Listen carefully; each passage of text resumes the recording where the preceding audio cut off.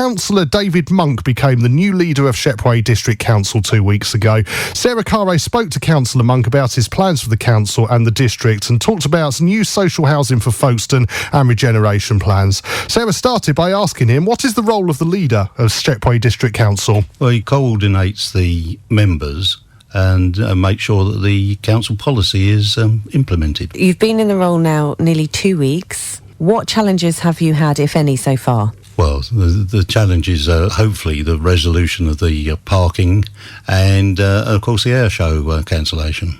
Now, you've had recommendations from the Parking Forum. What has been agreed with their recommendations?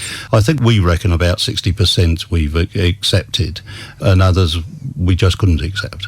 With the air show, you've come in sort of after the cancellation, and along with Folkestone Town Council, Shepway District Council, have come together to fund the display of the red arrows. Absolutely right. Why was it important for the council to actually still have that event? Well, perceptions have been raised and everybody was looking forward to an air show.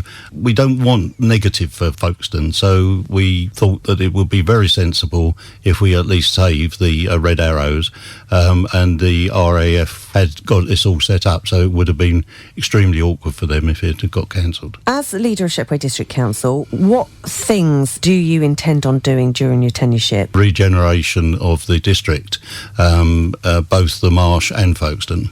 And Folkestone in particular, East Folkestone, you'd like to regenerate? East Folkestone, yes, is the area most in need of regeneration.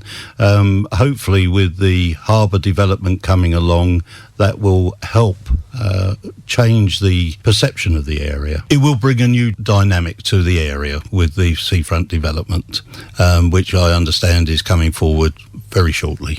Is there a hope that there may be some more community pride in people's areas? Oh, absolutely. One, you asked me, I've got 5 major things I want to do. One is the regeneration, the second is more homes, the third is community engagement. With the community directly, but more importantly, I think perhaps with the town and parish councils, who are then nearer to their own communities. As well as working with KCC in a more positive manner than has been. This is specifically to engage communities in helping themselves and getting what they want. In terms of housing, you want to have more social housing in the area. How much need is there for that now? Well, I think our housing list stands at about 3,000. There isn't enough housing at that level. And will the council be considering new builds, maybe regenerating of old builds?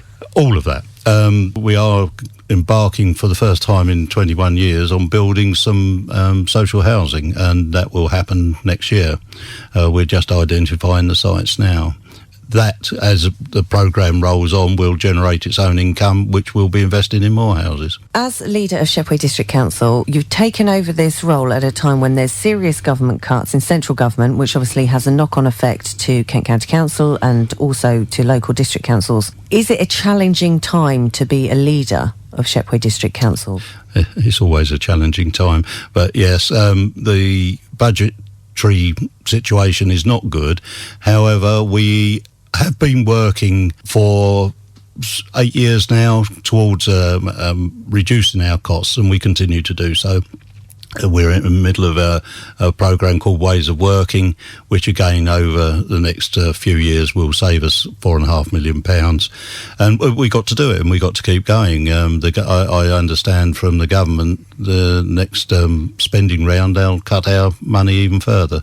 So it's not an easy time, and cuts have got to come somewhere. We've tried to do it through efficiencies, from better ways of working, from outsourcing where it gives us better value for money.